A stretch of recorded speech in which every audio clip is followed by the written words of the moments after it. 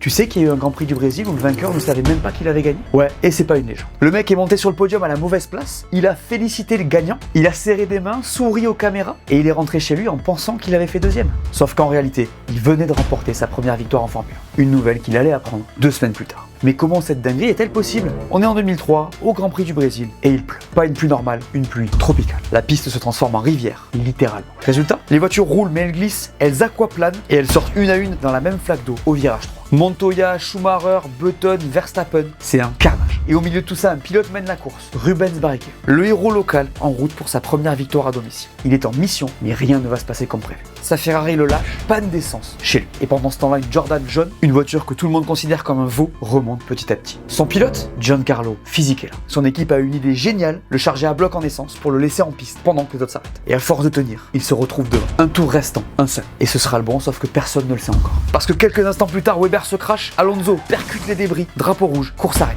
Les commissaires comptent les tours, se plantent et déclarent Raikkonen vainqueur. Fisichella monte sur le podium, deuxième, le sourire un petit peu crispé, sans savoir qu'en réalité, la FIA va lui rendre sa victoire 2 semaines plus tard.